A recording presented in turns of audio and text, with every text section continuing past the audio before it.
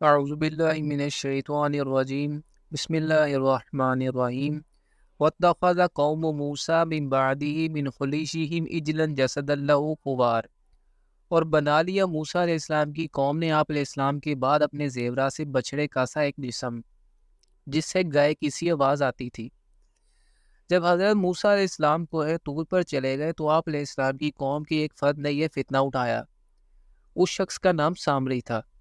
اس نے سونے کا ایک مجسمہ بنانے کا منصوبہ بنایا اور اس غرض سے اس نے سب لوگوں سے زیورات اکٹھے کر لیے۔ روایات کے مطابق یہ زیورات زیادہ تر مصر کے مقامی لوگوں کے تھے جو انہوں نے بنی اسرائیل کے لوگوں کے پاس امانتاً رکھوائے ہوئے تھے۔ فرعونیوں کے ہاتھوں اپنی تمام تر ذلت و خواری کے باوجود معاشرے میں بنی اسرائیل کی اخلاقی ساکھ ابھی تک کسی نہ کسی سطح پر اس وجہ سے قائم تھی کہ یہ لوگ حضرت ابراہیم علیہ السلام کی اولاد میں سے تھے۔ یہی وجہ تھی کہ بہت سی مقامی لوگ اپنی قیمتی چیزیں ان کے ہاں بطور امانت رکھ دیا کرتے تھے۔ جب یہ لوگ حضرت موسیٰ علیہ السلام کے ساتھ مصر سے نکلے تو اس وقت بھی ان کی اکثریت کے پاس قبطیوں کے بہت سے زیورات امانتوں کے طور پر موجود تھے جو وہ ان کے مالکوں کو واپس کرنے کی بجائے اپنے ساتھ لے آئے تھے۔ سامری نے ایک منصوبے کے تحت سارے قافلے سے وہ زیورات اکٹھے کیے، باقاعدہ ایک بھٹی بنا کر ان زیورات کو گلایا اور ایک ماہر کاریگر کی طرح بچڑے کی شکل اور جسامت کا ایک مجسمہ تیار کر دیا۔ اس نے اس مجسمے میں کچھ ایسے سوراخ رکھ دیے جن میں سے ہوا گزرتی تو گائے کی ڈکارنے جیسی آواز سنائی دیتی۔ یہ سب کچھ کرنے کے بعد سامری نے اعلان کر دیا کہ یہ بچڑا تم لوگوں کا خدا ہے، اور موسیٰ علیہ السلام کو دراصل مغالطہ ہو گیا ہے کہ جو وہ خدا سے ملنے کوہ طور پر چلے گئے ہیں۔ اس معاملے کا ایک اہم پہلو یہ بھی ہے کہ حضرت موسیٰ علیہ السلام محبت اور جذبہ اشتیاق میں وقتہ مقررہ سے پہلے ہی کوہ طور پر چلے گئے تھے۔ اس پر اللہ تعالیٰ کی طرف سے آپ علیہ السلام کی جواب طلبی بھی ہوئی، جیسا کہ سورہ طٰہٰ کی اس آیت میں ظاہر ہوتا ہے، وَمَا أَعْجَلَكَ عَنْ قَوْمِكَ يَا مُوسَىٰ، اے موسیٰ تم اپنی قوم کو چھوڑ کر قبل از وقت کیوں آ گئے ہو؟ اس پر آپ علیہ السلام نے جواب دیا، وَعَجِلْتُ إِلَيْكَ رَبِّكَ لِتَرْضَىٰ، کہ پروردگار میں تو تیری محبت اور تجھ سے گفتگو کرنے کے شوق میں اس لیے جلدی آیا تھا کہ تو اس سے خوش ہوگا۔ قَالَ فَإِنَّا قَدْ فَتَنَّا قَوْمَكَ مِن بَعْدِكَ وَأَضَلَّهُمُ السَّامِرِيُّ، اللہ تعالیٰ نے فرمایا تو آپ علیہ السلام کی اس اجرت کی وجہ سے آپ علیہ السلام کے بعد ہم نے آپ کی قوم کو فتنے میں ڈال دیا اور سامری نے انہیں گمراہ کر دیا۔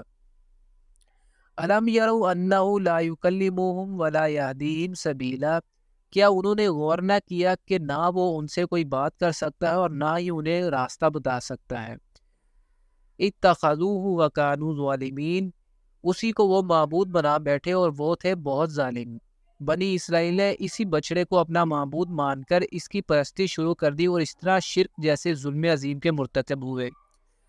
وَلَمَّا سُقِطَ فِي أَيْدِيهِمْ وَرَأَوْا أَنَّهُمْ قَدْ ضَلُّوا، اور جب ان کے ہاتھوں کے طوطے اڑ گئے ان کو پچھتاوا ہوا اور انہیں احساس ہوا کہ وہ تو گمراہ ہو گئے ہیں، قَالُوا لَئِن لَّمْ يَرْحَمْنَا رَبُّنَا وَيَغْفِرْ لَنَا لَنَكُونَنَّ مِنَ الْخَاسِرِينَ، تو انہوں نے کہا کہ اے ہمارے پروردگار ہم پر رحم نہ فرمایا اور ہمیں بخش نہ دیا تو ہم ہو جائیں گے بہت خسارہ پانے والوں میں سے۔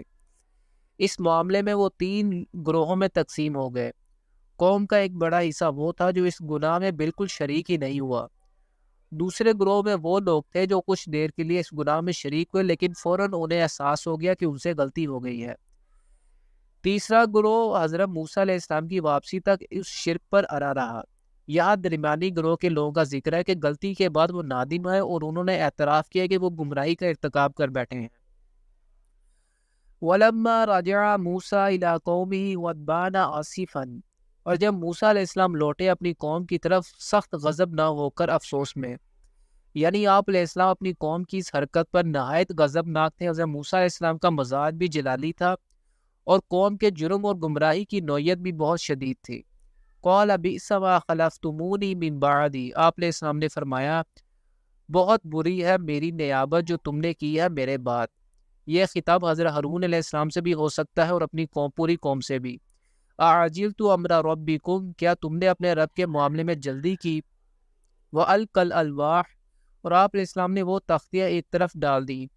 آپ علیہ السلام کوہ طور سے جو تورات کی تختیاں لے کر آئے تھے وہ ابھی تک آپ علیہ السلام کے ہاتھ ہی میں تھی۔ تو آپ علیہ السلام نے ان تختیوں کو ایک طرف رکھ دیا۔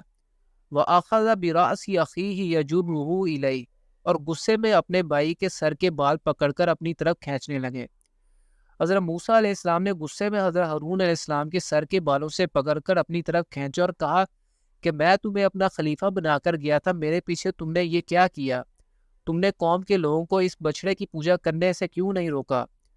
قال ابن ام ان القوم استضعفوني وكادوا يقتلونني، ہارون علیہ السلام نے کہا، اے میرے مائی جائیں، اے میرے ماں جائیں، حقیقت میں قوم نے مجھے دبا لیا تھا اور وہ میرے قتل پر آمادہ ہو گئے تھے۔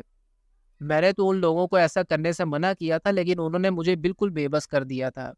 فلا تشمت بی الاعداء، تو دیکھے اب آپ علیہ السلام دشمنوں کو مجھ پر ہنسنے کا موقع نہ دے۔ ولا تجعلنی مع القوم الظالمین، اور مجھے ان ظالموں کے ساتھ شامل نہ کیجیے۔ قال رب اغفر لی ولی اخی وادخلنا فی رحمتک وانت ارحم الراحمین، تب حضرت موسیٰ علیہ السلام نے دعا کرتے ہوئے کہا، اے میرے پروردگار، تو بخش دے مجھے بھی اور میرے بھائی کو بھی، اور ہمیں داخل فرما اپنی رحمت میں، اور تو تمام رحم کرنے والوں میں سب سے بڑھ کر رحم فرمانے والا ہے۔